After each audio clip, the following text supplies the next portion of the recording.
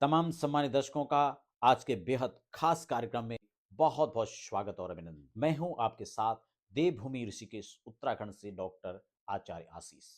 अगर 2026 में आप कोई दुकान खरीदने का सोच रहे हैं, आप कोई ऑफिस खरीदने का सोच रहे हैं, आप कोई उद्योग भूमि खरीदने की सोच रहे हैं, कोई प्रॉपर्टी आप ले रहे हैं, मकान दुकान, तो ये शुभ मुहूर्त आप सर्च कर रहे हैं और आप कंफ्यूजन में हैं क्योंकि गूगल में सर्च कर रहे हैं कुछ और दिखा रहा है, यूट्यूब पर अलग अलग बातें हो रही हैं, क्या करना चाहिए? क्योंकि ये मुहूर्त तो तत्काल में निर्णय लेने होते हैं हमें, तो तत्काल में मुहूर्त चाहिए होता है। इसलिए 2 बात का ध्यान रखें, एक तो राशि आपके अनुसार ही आपकी वो डेट होनी चाहिए, 4-8 गोचर 4-8-12 गोचर का चंद्रमा नहीं होना चाहिए और दूसरा एक अच्छे शुभ लगन के अंदर आप शुरुआत करें, ये इस मुहूर्त की विशेषता है। नए दर्शक हैं तो चैनल को फटाफट सब्सक्राइब कर लीजिए, बेल आइकन प्रेस कर लीजिए, हम डिटेल में अब बात करते हैं आगे। देखिए, होता क्या है कि ये जब काम होते हैं, मान लो आपने दुकान खरीदना है, मौके की दुकान है, आपको तत्काल में मिल गई। मुहूर्त है, पता लगे मुहूर्त तो पंडित जी कह रहे हैं पंचांग में ही नहीं। तो इसलिए आप उसके चक्कर में पता लगे आपका काम ही छूट गया।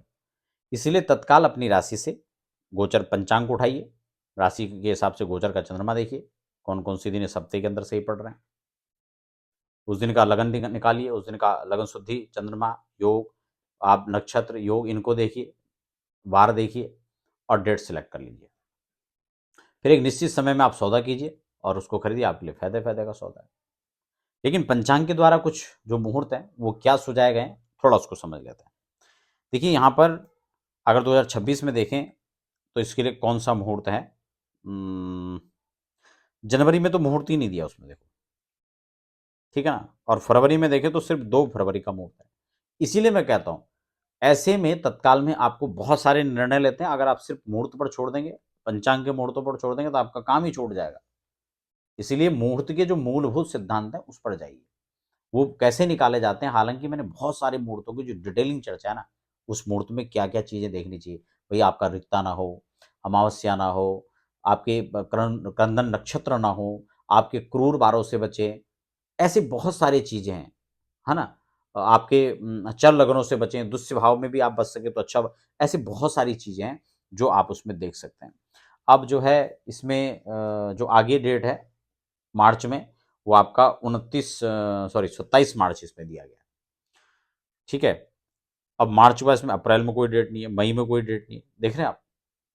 सीधा इसमें जून दिया गया है, जबकि आपका जो है उसमें भी बहुत कम मुहूर्त हैं, सिर्फ 2, 19 और 29। जुलाई में देखेंगे तो 1 जुलाई, 23 जुलाई और 24 जुलाई, बहुत ही कम मुहूर्त हैं, ठीक है ना? और उसके बाद सीधा नवंबर में, बीच में कोई मुहूर्त नहीं, तो इतने समय तक कोई प्रॉपर्टी नहीं खरीदेगा, निश्चित रूप से खरीदेंगे। इसलिए ऐसे मुहूर्तों में तत्काल मुहूर्तों के हिसाब से तत्काल नक्षत्रों को, तत्काल वारों को, तत्काल लग्न को निकाल कर आपको ये मुहूर्त देखने होते हैं। नवंबर में 19 नवंबर का मुहूर्त दिया गया है, उसके बाद फिर दिसंबर में कोई मुहूर्त ही नहीं है।